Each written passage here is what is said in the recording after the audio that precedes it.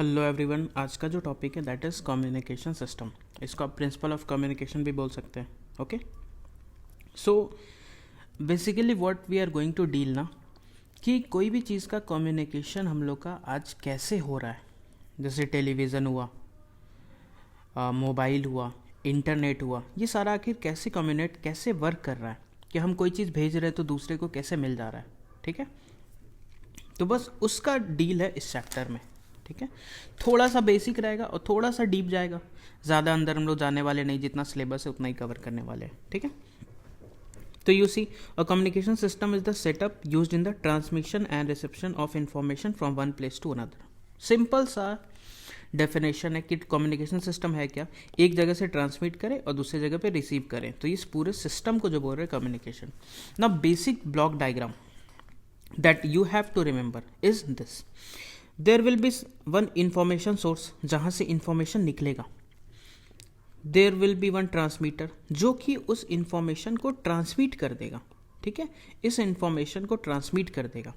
Channel क्या है, जिसके थ्रू वो फ्लो करेगा सिग्नल। चैनल, ये जो ट्रांसमिट किया ना, ट्रांसमीटर के थ्रू जब ट्रांसमिट किया तो किस जगह से वो फ्लो कर रहा है, किस मीडियम से वो फ्लो कर रहा है, कैसे वो फ्लो कर रहा है, वो सारा चीज़ जो आ जाएगा वो चैनल में आ गया। Okay, now there will be a receiver, और उसके बाद ये रिसीवर कहाँ पे पहुँचाएगा, यूज़र इन्फॉर्मेशन। बेसिक हम तुमको एक नॉलेज दें तो जैसे मान लो फ्लिपकार्ट से जो ऑर्डर करते हैं वो यहाँ तक कैसे आ रहा है, बस वैसा कुछ। ठीक है, जैसे मान लो मेरे को क्या ईयरफोन मंगाना है, ईयरफोन को क्या होता है, तुम ये जो इन्फॉर्मेशन सबसे पहले किस पे जाता है, कंपनी के पास।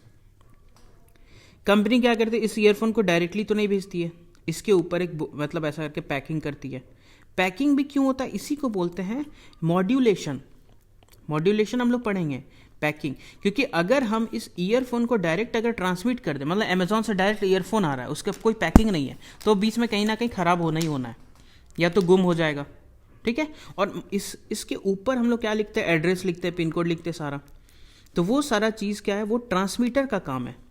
जो चीज़ भेजना है, ये तुमको ईयरफोन दे दिया, ये इंफॉर्मेशन सोर्स तुमको ईयरफोन दे दिया, बोला कि इसको यहाँ पहुँचा दो। अब ट्रांसमीटर क्या कर रहा है, उसको पैक कर रहा है, उसमें कोडिंग लिख रहा है, मतलब जो भी वहाँ जहाँ एड्रेस लिख रहा है। उसके बाद ये किसको दे दिया, चैनल, मतलब उसको ट्रेन से लाना है, बस से लाना है, फ्लाइट से लाना है, दैट इज़ चैनल।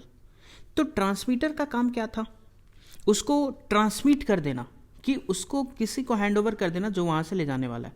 अब ये चैनल के थ्रू, जैसे मान लो ये बैंगलोर से हैदराबाद आया, यहाँ से फिर रिसीव किया। रिसीवर में भी कहीं ना कहीं कोई एड्रेस रहता है, ई कार्ड है तो ई कार्ड रिसीव करेगा, एंड अकॉर्डिंग अब उसके ऊपर एक एड्रेस लिखा है, वो फिर जाएगा यूज़र इन्फॉर्मेशन, उस एड्रेस से मिलेगा। और तुमको मिलने के बाद तुम क्या करेगा, तुमको मिलने के बाद तुम इसके पैकिंग को हटा के तुम इसका ईयरफोन निकालेगा। तो एक चीज़ ध्यान रखना, ईयरफोन जो होता है ना, वही है मैसेज सिग्नल। अंदर का जो चीज़ है ना, वो होता है मैसेज सिग्नल। और जो चैनल में फ्लो कर रहा है यहाँ पे, दैट इज मॉड्यूलेटिंग, मतलब उसमें तुम कुछ पैक वैक कर चुका है। ठीक है, that is nothing but modulating. जैसे तुम ध्यान से सोचो, एक और एग्जांपल देते हैं। जैसे मान लो तुमको क्या करना है, यहाँ राजस्थान से दिल्ली जाना है हमको। हम क्या करेंगे, हम सबसे पहले एयरपोर्ट जाएंगे, दैट इज़ ये ऐसा इन्फॉर्मेशन। हम यहाँ पे एयरपोर्ट गए, एयरपोर्ट के अंदर सारा चीज़ हुआ, जो भी वेरिफिकेशन, वो सारा किसका काम है, ट्रांसमीटर। ठीक है, हमको वेरीफाई किया, सब चीज़ करेक्ट है, ऐसा करके उसका हमको यहाँ से ऐसा नहीं कि एयरपोर्ट से हमको फेंक दिया कि चलो अब तुम दिल्ली पहुँच जाओ, नहीं। मेरे को, हमको थोड़ी ट्रांसमिट कर, हम क्या है, मैसेज सिग्नल। तो मैसेज सिग्नल को प्रॉपर, मतलब किसी चीज़ पे बैठाना पड़ेगा। मैसेज सिग्नल ट्रांसमिट नहीं होता है, उसको किसी के ऊपर बैठाना पड़ता है। तो वही चीज़ क्या है, वो है एरोप्लेन। ये जो लेके जा रहा है यही है एरोप्लेन। तो अंदर में इसका सिग्नल है जो इसको लेके जा रहा है। तो यहाँ से हम कहाँ, चैनल क्या हुआ, एयर, एयर के थ्रू ही तो जा रहे हैं, तो वो चैनल हुआ। और ट्रांसमीटर क्या हुआ, हैदराबाद, राजस्थान का, जैसे जयपुर का जो एयरपोर्ट हुआ, वो वहीं से तो ट्रांसमिट हुआ ना, वहीं से हम निकले हैं। रिसीवर क्या हुआ, दिल्ली एयरपोर्ट। अब यहाँ पे हम डायरेक्ट तो अपना घर पे लैंड नहीं करेंगे, एयरपोर्ट पे लैंड किए और यहाँ से हम वापस निकलेंगे। तो जो वापस निकल के जो हम यहाँ से जा रहे हैं, that is nothing but message signal. ठीक है, तो बहुत सारा चीज़ है, एक ट्रांसमिट करना हुआ, एक रिसीव करना हुआ, और जो तुमको लेके जा रहा है वो हुआ मॉड्यूलेटिंग सिग्नल, वो चीज़ देखेंगे। तो अभी इतना चीज़ क्लियर है, ये ब्लॉक डायग्राम क्लियर हुआ। Information source, what you want to send, transmitter will give a proper modulation amplification and then it will transmit and it will flow through the channel, it will received by the receiver and then receiver after demodulating it will give the proper signal to the user information of receiver side। clear है ये चीज़ कैसे कैसे हो रहा है। okay, now there are so types of communication and many terms we have to study। first है point to point, मतलब एक ट्रांसमीटर एक रिसीवर। मोबाइल फ़ोन, तुम किसी से बात करो तो तुम्हारा आवाज़ सिर्फ उसके पास ही तो जा रहा है ना, और उसका आवाज़ तुम्हारे पास, तो ये वन ऑन वन कम्युनिकेशन हुआ। ब्रॉडकास्टिंग, एक कोई ट्रांसमिट करेगा, बहुत कोई उस चीज़ को सुनेगा। टीवी हुआ, रेडियो हुआ, बहुत सारा चीज़ है। हॉटस्टार पे लाइव मैच जो हम लोग देखते हैं, ट्रांसमिट कौन कर रहा है? एक पर्टिकुलर चैनल, जो भी वो चैनल हो गया, सोनी लिव हो गया, स्टार स्पोर्ट्स हो गया, वो ट्रांसमिट कर रहा है और वहाँ से रिसीवर बहुत सारा इन्फाइनाइट रिसीवर्स है, that is nothing but known as broadcasting. ठीक है, now the terms that we need to use. सबसे पहला चीज़ है सिग्नल, कि what is the meaning of signal. तो it is a single valued function of time that carries the information. इसके पास ही इंफॉर्मेशन है। तो अभी तुम सोचो कि तुम्हारे इन्वायरमेंट में कितना सिग्नल है, इनफाइनाइट, क्योंकि रेडियो यूज़ कर रहा है, कुछ लोग टीवी यूज़ कर रहा है, कुछ लोग इंटरनेट, कुछ लोग मोबाइल यूज़ कर रहा है, तो इतना सारा सिग्नल आसपास घूम रहा है ना, तो वो सिग्नल में उस चीज़ का इन्फॉर्मेशन है। तो signal is nothing but a single valued function of time होगा, वो टाइम के साथ वेरी करेगा, तभी तो ऐसा ऐसा करके तब हमको सिग्नल पता चलेगा क्या है। ठीक है, it is usually in electrical form and suitable for transmission. वो इलेक्ट्रिकल सिग्नल ही होता है। तो सिग्नल है क्या? जिसके पास इंफॉर्मेशन है। ओके, क्योंकि तुम इन्फॉर्मेशन को कैसे, अब हमको जैसे मान लो यहाँ से दिल्ली तक आवाज़ पहुँचाना है, तो हम चिल्ला के तो नहीं पहुँचाएंगे उसको। हम क्या कर रहे हैं, जैसे जैसे अभी हम हेडफोन लगाएं, तो हेडफोन के माइक्रोफोन से ये सिग्नल कन्वर्ट हो रहा है इलेक्ट्रिसिटी में, और इलेक्ट्रिसिटी से फिर इस वीडियो में क्या हो रहा है, रिकॉर्ड हो रहा है, और तुम लोग जब इसको देखोगे तो वो वाला आवाज़ आएगा। ठीक है, तो ये जो सिग्नल है, ठीक है, that is nothing but it is a information. Analog means what? Analog means उस पर्टिकुलर इंस्टेंट का जो एक्चुअल में वेरिएशन होगा वो देगा। ठीक है, तो ये क्या है? Analog signal is that in which current and voltage value varies continuously with time. जो एक्चुअल है, जैसे मान लो यहाँ पे ऐसा हुआ, फिर बढ़ा, फिर घटा, फिर ऐसा ऐसा करके, तो एक्चुअल का ये मेजर कर रहा है। It is nothing but measuring the actual voltage at that particular instant. तो ये हो गया एनालॉग सिग्नल। जैसे अगर हम, जैसे तुम देखता होगा ना, गाना सुनता होगा अगर मोबाइल में, तो वहाँ पे बेस वेस जो आता है ऐसा बड़ा घटा बड़ा ऐसा करके। ठीक है, तो ये हो गया एनालॉग सिग्नल टाइप का।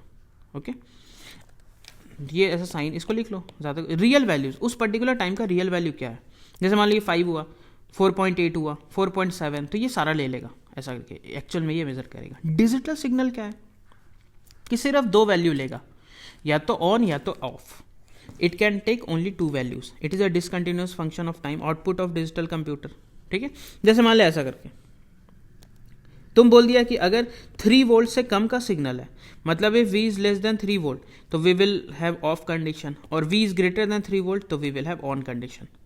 तो 3 से कम कुछ भी ले ले, 2.9, 2.8 तो तुमको 0 बताएगा, 3 से ज़्यादा कुछ भी ले ले तो 1 बताएगा। But in analog this was not the case. Analog में कुछ ऐसा ऐसा था।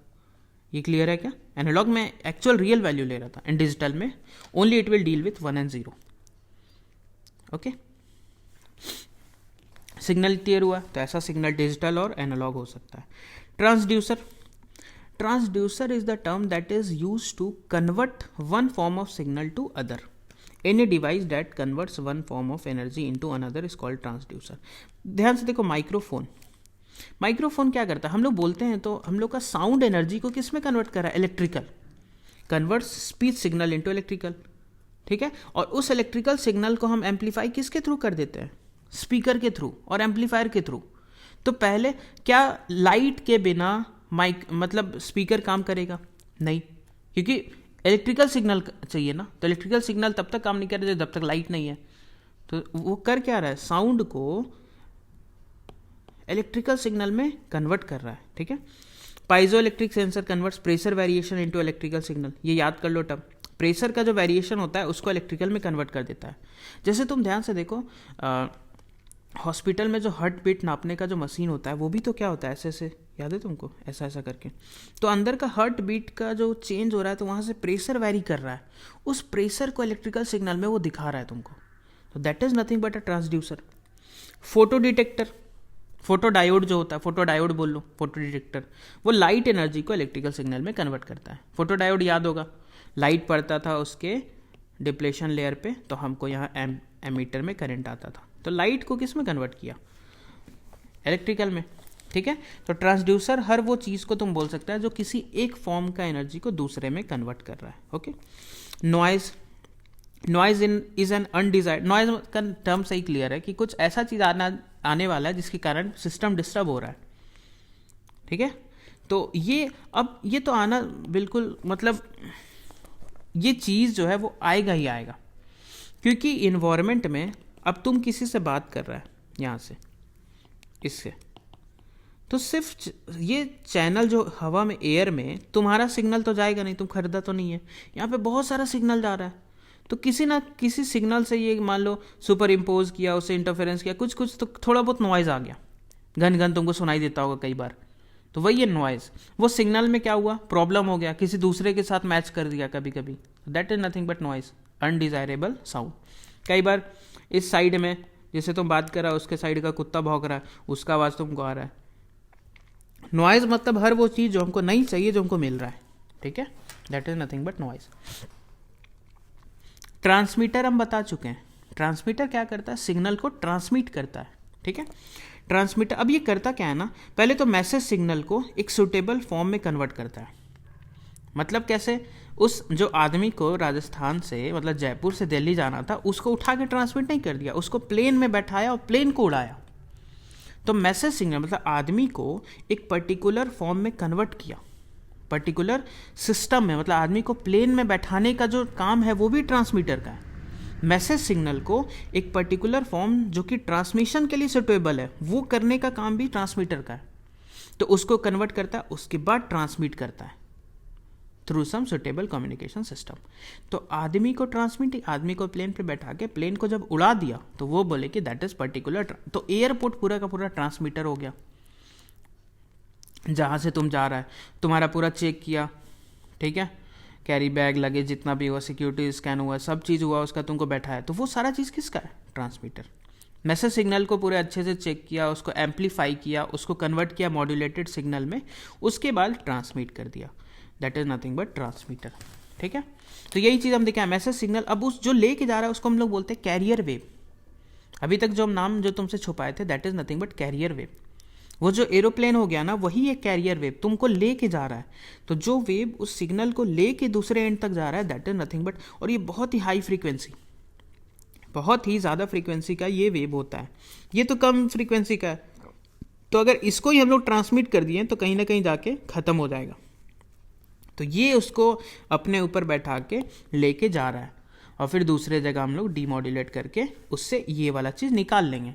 जैसे एयरपोर्ट पे एरोप्लेन गया और एरोप्लेन से तुम बाहर आ गया, ठीक है, तो तुमको लेके कौन गया, एरोप्लेन, तो एरोप्लेन हो गया कैरियर वेव, और तुम है मैसेज सिग्नल, तुमको अगर उड़ा के फेंक देते तुम तो नहीं जा पाता, तो वही हाई फ्रीक्वेंसी, मतलब थोड़ा बहुत चीज़ क्लियर हो रहा होगा।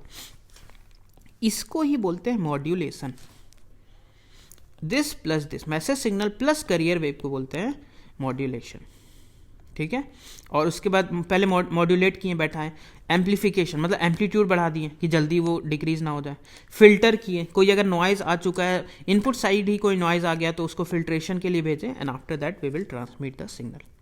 रिसीवर, कोई कुछ समझने का इसमें दिक्कत भी नहीं है, तुम आराम से समझ, जो चीज़ उस चीज़ को दूसरे साइड में रिसीव करने वाला है, that picks up the transmitted channel at the channel output and process it to reproduce the message signal in the suitable form. जैसे मान लो अब दिल्ली का एयरपोर्ट उस एरोप्लेन को यहाँ पे अपने एयरपोर्ट पे रिसीव किया और वहाँ से तुमको निकाला, तो ये एयरपोर्ट रिसीवर ही तो हुआ ना, ये एयरपोर्ट ना रहे तो तुम कैसे मतलब निकलेगा एरोप्लेन से, तो वही रिसीवर का काम है, जो भेजा उसको रिसीव किया और उससे बिल्कुल प्रोसेस के थ्रू उससे मैसेज सिग्नल को निकाल लिया। क्योंकि अगर यहाँ आके भी एरोप्लेन में कुछ प्रॉब्लम हो जाए, जैसे आग लग जाए या कुछ भी मतलब जो होता है जनरल लाइफ में, अगर वैसा हो जाए तो ये भी क्या हो जाएगा, रिसीवर तो मतलब काम नहीं किया, ट्रांसमीटर भेज तो जरूर दिया, लेकिन रिसीवर अच्छे से काम नहीं कर पाया, तो तुमको वो रिसीव नहीं होगा। तो रिसीवर का काम है प्रॉपर, देखो ये चीज़ बिल्कुल लिख, process it to reproduce the message signal in the suitable form. Attenuation, attenuation it refers to the loss of strength of a signal during its propagation. अब देखो एटेन्यूएशन का बहुत ही सिंपल मतलब है कि कोई भी सिग्नल है ना, उसका एम्पलीट्यूड तो डैम्प्ड होता है ना, कोई भी जो सिग्नल जा रहा है वो डैम्पिंग है एक तरह से, तो धीरे धीरे करके उसका एम्पलीट्यूड घटने लगेगा। जैसे हम लोग खुद ही बोले, मान लो हम चिल्ला रहे हैं, तो मेरा आवाज़ कितना दूर जा सकता है, 200 मीटर 100 मीटर वहाँ तक जाएगा, उसके बाद ख़त्म हो गया। तो उसी को बोलते हैं attenuation, decrease in energy due to weakness of signal. ठीक है, एटेन्यूएशन मतलब भाई लॉस ऑफ एनर्जी हो रहा है। तो इसको कैसे ठीक करें, इसके लिए हम लोग यूज़ करेंगे एम्पलीफिकेशन। मतलब यहाँ जैसे यहाँ गया, यहाँ पे फिर से एम्पलीफाई कर दिए, तो it is the process to increase the amplitude of a signal and the device that does this is known as amplifier. Amplifier कौन यूज रहता है, ट्रांसमीटर, सॉरी ट्रांजिस्टर एम्पलीफिकेशन का काम करता है। तुम लोग पढ़ा होगा, पढ़ा है ना हम, ट्रांजिस्टर एज एन एम्पलीफायर, कैसे इधर बेस में कम करंट दिया और कलेक्टर में ज़्यादा करंट आ गया, तो यहाँ पे ट्रांजिस्टर का यूज़ करके हम लोग उसको एम्पलीफाई कर दिए।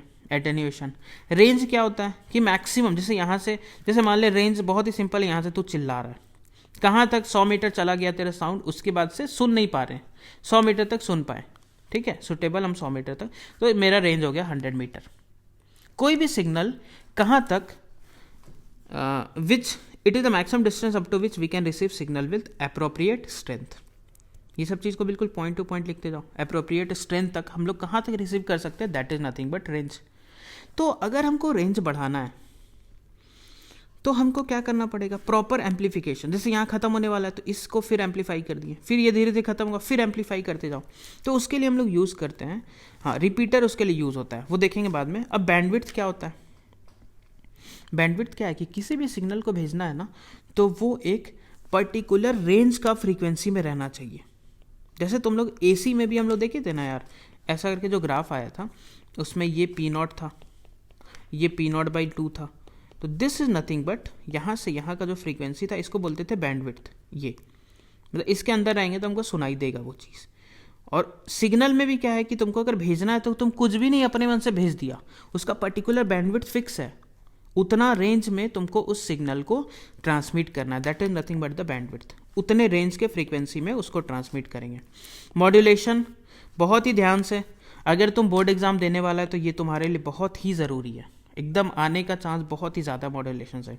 क्या था तुम याद करो, मैसेज सिग्नल को कैरियर वेव के साथ जोड़ने का जो प्रोसेस होता है, मैसेज सिग्नल को किसके साथ, कैरियर वेव का, उसी को बोलते हैं मॉड्यूलेशन। इससे होता क्या है, एनर्जी बढ़ जाता है, क्योंकि वो लो फ्रीक्वेंसी चीज़ को हाई फ्रीक्वेंसी के साथ हम लोग ऐड किए हैं, ठीक है। That is the process to give strength to message signal so that it can travel long distance. Modulation is the phenomena of super imposing the low frequency message signal called the modulating signal. जिसको modulate करना है that is modulating on a high frequency wave called the carrier wave and the resultant wave is called modulated wave. जब message signal plus carrier wave को हम जोड़ देंगे तो जो सिग्नल आएगा वो उसको बोलते हैं मॉड्यूलेटेड। मॉड्यूलेटेड मतलब हो चुका, मॉड्यूलेटेड वेव मतलब हम मॉड्यूलेशन कर दिए, विच इज ट्रांसमिटेड। क्लियर है मॉड्यूलेशन, ठीक है। वो मैसेज सिग्नल खुद ब खुद नहीं जा सकता, उसको कैरियर वेव के साथ हम लोग को, कैरियर वेव के साथ उसको हम लोग को जोड़ना पड़ेगा। जोड़ने का प्रोसेस को बोलते हैं मॉड्यूलेशन। और मॉड्यूलेटेड वेव को हम लोग ट्रांसमिट करते हैं, ना कि मैसेज सिग्नल को डायरेक्टली ट्रांसमिट कर दिए। क्या क्लियर है? अच्छा, डीमॉड्यूलेशन बहुत ही सिंपल है। जैसे तुम देखो फ्लिपकार्ट वाले जो एग्जांपल दिए थे उसमें तुमको ईयरफोन को वो पैक किया, तो ये क्या किया, मॉड्यूलेशन, क्योंकि ईयरफोन को डायरेक्टली वो नहीं भेज सकता। तो ये जो पैकिंग है वही है कैरियर वेव, उसको बचा रहा है, ठीक है। ये इसको लेके जाने वाला है, कैरियर वेव भी तो इस ईयरफोन को, ईयरफोन है मैसेज सिग्नल, मैसेज सिग्नल जो है दैट इज ईयरफोन। अब ये जाएगा, जब तुमको मिलेगा तो अब तुम क्या करेगा, उस बॉक्स को खोलेगा कि नहीं खोलेगा। तुम बॉक्स को जैसे खोला तो तुम क्या कर रहा है, यहाँ पे डीमॉड्यूलेशन कर रहा है, क्योंकि हमको तो बॉक्स की जरूरत नहीं, अब बॉक्स को हम फाड़ के फेंक दिए, तो हम इसका कैरियर वेव को अब हटा दिया, हमको जरूरत नहीं, हम इसका अंदर से ईयरफोन बिल्कुल सेफ से हम निकाल लेंगे, तो हमको मिल गया मैसेज सिग्नल। तो इससे तुम बहुत अच्छे से समझ गया कि कैरियर वेव का जब रिसीवर के पास चल गया तब तो यूज़ ख़त्म हो गया, तो हमको उस मॉड्यूलेटेड वेव को डीमॉड्यूलेट करना है। मतलब डीमॉड्यूलेशन का मतलब क्या हुआ कि मॉड्यूलेटेड वेव को सेपरेट करना carrier wave plus message signal में, और उसका मैसेज सिग्नल हम लोग अपना यूज़ कर लेंगे। ठीक है, तो this is nothing but demodulation, it is the reverse process of modulation. ठीक है, तो इन्फॉर्मेशन निकालना मॉड्यूलेटेड वेव से, उसी प्रोसेस को डीमॉड्यूलेशन बोलते हैं। रिपीटर भी क्या है, repeaters receive the transmitted signal. अब मान लिया रिपीटर ऐसे यूज़ किया, यहाँ पे एक तो ये मान लिया यहाँ से ट्रांसमिट हो रहा है, ये घट गया, यहाँ पे एक रिपीटर यूज़ किया, ये इसको रिसीव किया सिग्नल को, उसको एम्पलीफाई किया, उसको ओरिजिनल फॉर्म में कन्वर्ट किया और फिर यहाँ से भेज दिया, फिर ये एटेन्यूएट हुआ, फिर यहाँ पे एक रिपीटर लगा दिए, ये रिसीव किया, एम्पलीफाई किया, फिर इसको भेज दिया, फिर यहाँ पे एक रिपीटर लगा। तो ये रिपीटर कर क्या रहा है, जब सिग्नल खत्म होने वाला है तो उसको रिसीव कर रहा है, उसको एम्पलीफाई कर रहा है और भेज दे रहा है। वही चीज़, repeater receives the transmitted signal, amplifies it properly keeping its original form intact and then relays it to the next repeater. वो नेक्स्ट रिपीटर को भेज दिया, फिर वो दूसरा को भेज दिया। ठीक है, तो अ रिपीटर इज दस a combination of receiver, amplifier and a transmitter. ठीक है, जैसे मान लो तुमको यहाँ से यहाँ तक पहुँचाना है और तुम जान रहा अगर हम भेजे तो ये क्या होगा, बीच में कहीं ख़त्म हो जाएगा, तो यहाँ पे एक रिपीटर यूज़ कर ले, ये उसको रिसीव करेगा, एम्पलीफाई करेगा, फिर ट्रांसमिट कर देगा और फिर ये एटेन्यूएट होकर यहाँ तक पहुँच जाएगा। तो हमको तो एक का ज़रूरत पड़ गया ना। ठीक है, दैट इज़ नथिंग बट ये जो है ये है रिपीटर। तो रिपीटर क्या क्या किया, पहले रिसीव किया, फिर एम्पलीफाई किया और फिर ट्रांसमिट किया। तो it is nothing but receiver, amplifier and transmitter का कॉम्बिनेशन है। और इससे क्या हो रहा है, रेंज बढ़ रहा है ना। मतलब अगर इसका सिर्फ यहाँ तक जा रहा था तो इसका रेंज पहले इतना था, अब यहाँ पे रिपीटर अगर यूज़ कर दिए तो ये इसको यहाँ तक भेज रहा है, तो इसका रेंज जो R1 है that is greater than R। तो रिपीटर से क्या हो रहा है, its function is to extend the range of communication. Clear. अब बैंडविड्थ तुमको याद करना है, वॉइस सिग्नल का क्या हो जाएगा 20 से 20 किलोहर्ट्ज़, जो तुमको पता है इतने के बीच में रहेगा तभी तो रिकॉग्नाइज होता है। वीडियो सिग्नल का इतना होता है, मेगा हर्ट्ज़ है देखो। टीवी सिग्नल का इतना हो गया। चैनल जैसे वायर से तुमको अगर कोई सिग्नल को तुमको भेजना है वायर के थ्रू, तो वायर के थ्रू याद करो पहले क्या क्या ज़माना में, पहले ज़माना में मतलब अभी भी जाता है, बहुत चीज़ वायर के थ्रू जाता है। जैसे टेलीफोन हुआ, टेलीफोन का सिग्नल वायर के थ्रू। मोबाइल का सिग्नल वायर के थ्रू नहीं जाता है, मोबाइल का थ्रू फ्री स्पेस के थ्रू जाता है। ऑप्टिकल फाइबर में इंटरनेट जाता है। ठीक है, तो इस चैनल में अब ये क्या क्या चीज़ को भेज सकता है, तो जिसका फ्रीक्वेंसी इतना है उसको वायर भेज सकता है, जिसका फ्रीक्वेंसी इतना है उसको फ्री स्पेस भेज सकता है, जिसका फ्रीक्वेंसी इतना है उसको ऑप्टिकल फाइबर भेज सकता है। क्या ये क्लियर हो रहा है? ठीक है, तो ये बस बैंडविड्थ है, मतलब इतना का फ्रीक्वेंसी है तो ये चीज़ जाएगा, इतना का फ्रीक्वेंसी है तो ये ऐसा करके। अब एंटीना क्या होता है? Antenna you already know, it is a very important part of the communication signal. तुम देखा होगा टाटा स्काई का एंटीना ऐसा करके, कैसा होता है यार, कुछ ऐसा। हाँ, इसी को तो एंटीना बोल रहे हैं ना, टाटा स्काई। ये इधर से रिसीव कर रहा है सिग्नल, ठीक है, ऐसा करके। इधर कुछ लोग इधर मुंह खोल के ऐसा बैठा है, इससे रिसीव कर रहा है। तो ट्रांसमिट करने के लिए भी एंटीना ज़रूरी है, रिसीव करने के लिए भी एंटीना ज़रूरी है। And antenna plays a important role in the communication system. It is used in both the transmission and reception of radio frequency signal. समझ आ रहा है? फ्रीक्वेंसी को अब ट्रांसमिट कौन कर रहा है? ट्रांसमीटर के लिए हमको एक एंटीना का छोटा सा ज़रूरत रहता है, ठीक है, उसके थ्रू हम लोग इसको ट्रांसमिट करते हैं। ठीक है, तो ये ट्रांसड्यूसर क्या, अभी ये चीज़ ध्यान से देखो, जो इन्फॉर्मेशन सिग्नल था उसको ट्रांसड्यूसर किसी एक मैसेज सिग्नल में, यहाँ से इलेक्ट्रिकल सिग्नल में कन्वर्ट किया। इधर से मान ले साउंड एनर्जी था, साउंड एनर्जी को इलेक्ट्रिकल यहाँ से गया, उसको एम्पलीफाई किया। ये ट्रांसमीटर यहाँ पे मॉड्यूलेशन किया, इसको हम लोग मॉड्यूलेशन किया, उसको कैरियर वेव के साथ चढ़ाएं, उसके बाद एंटीना के थ्रू हम लोग ट्रांसमिट कर दिए। ये थोड़ा चीज़ क्लियर हो रहा है? देखो, क्या ये क्लियर हुआ? यही है एंटीना जिसके थ्रू तुम, और ये जो ट्रांसमिट कर रहा है ये इलेक्ट्रोमैग्नेटिक वेव को कर रहा है। अच्छा, यहाँ पे कि मॉड्यूलेशन का ज़रूरत क्यों पड़ा, आखिर इसका इम्पॉर्टेंस क्या है मॉड्यूलेशन का? ठीक है, तो एक चीज़ देखो, साइज ऑफ एंटीना का जो आया ना, तो analysis of antenna shows that, मतलब ये एक्सपेरिमेंट्स आया कि its size should be comparable to the wavelength of the signal. मतलब ये उसी सिग्नल को ट्रांसमिट कर सकता है जिसका वेवलेंथ इसके साइज के कंपेरेबल है। at least lambda by 4 in size so that the time variation of the signal is properly sensed by the antenna. ठीक है, मतलब तुम ऐसा मान लो, ये सारा चीज़ लिख लो, तो इससे तुमको बस ये एनालाइज करना है कि एंटीना का साइज़ कितना होना चाहिए, लैम्डा बाई 4 के एटलीस्ट उतना होना चाहिए. तो देखो अगर मान लो हम लोग एग्जाम्पल लेते हैं, for example an audio signal of frequency 1000 hertz को हम लोग, जो बहुत ही कम फ्रीक्वेंसी है, 1000 हर्ट्ज तुमको लग रहा है बहुत ही कम फ्रीक्वेंसी है, तो इसको तुम अगर ट्रांसमिट करना चाह रहे हो तो इसका एक बार लैम्डा निकाल कि इफ अगर हम लोग इस ऑडियो सिग्नल को ट्रांसमिट कर रहे हैं तो इसका लैम्डा कितना होगा. देखो 3000 किलोमीटर, तो इसका एंटीना का साइज़ कितना होना चाहिए, लैम्डा बाई 4. 75 किलोमीटर का तुम अगर एंटीना लगाया तब इतना फ्रीक्वेंसी को वो ट्रांसमिट कर पाएगा. अब ये तो कोई मजाक थोड़ी है, 75 किलोमीटर. तो हमको क्या करना पड़ेगा, इसका फ्रीक्वेंसी बढ़ाना पड़ेगा. फ्रीक्वेंसी कैसे बढ़ाएंगे, मॉड्यूलेशन से. तो एक रीज़न तो ये आया. तो अब मान लो if transmission frequency were raise to 1 mega hertz बन गया, ये 1 किलो हर्ट्ज से 1 मेगा हर्ट्ज हो गया, देन तो ये निकालो 300 मीटर और 300 मीटर बाई 4 कर दो 75. तो 75 तो फिर भी रिजनेबल है, 75 मीटर का एंटीना हम लोग बना सकते हैं. तो ये एक बहुत ही बड़ा नीड आया मॉड्यूलेशन का कि हमको क्या करना पड़ेगा, फ्रीक्वेंसी बढ़ाना पड़ेगा. तो लैम्डा कम होगा, लैम्डा कम होगा तो लेंथ ऑफ एंटीना डिक्रीज होगा. ठीक है, तो that is the first need of modulation. Second क्या है, effective power radiated by antenna. अब उसका जो पावर है, मतलब वो कितना एनर्जी पर सेकेंड रेडिएट कर रहा है, वो भी टेक्निकली जब हम लोग देखा गया एक्सपेरिमेंट तो एल बाई लैम्डा का होल स्क्वायर के प्रोपोर्शनल था, एल बाई लैम्डा का होल स्क्वायर. तो तुमको ज़्यादा पावर चाहिए तो तुमको लैम्डा को डिक्रीज करना पड़ेगा ना, और लैम्डा डिक्रीज मतलब frequency we have to increase. Are you getting? Lambda decrease it means we have to increase the frequency. Okay, so this is the second reason. एक और रीजन हमको पता चला जिससे हमको उसका जरूरत पड़ रहा है. ठीक है, तीसरा रीजन क्या है, mixing up of signals from different transmitters. तो ये चीज़ जो लिखा हुआ है, अब क्या हुआ कि अगर बहुत ही कम फ्रीक्वेंसी है ना, तो बहुत सारा सिग्नल है तो वो मिक्स मैच कर सकता है इधर से. देखो, when many people are talking at the same time, we just cannot make out who is talking what. Similarly, when many transmitters are transmitting signals simultaneously, they get mixed up and there is no way to distinguish between them. अगर कम रहा, लेकिन अगर ज़्यादा कर दिए तो मेरे पास range तो ज़्यादा हो गया ना.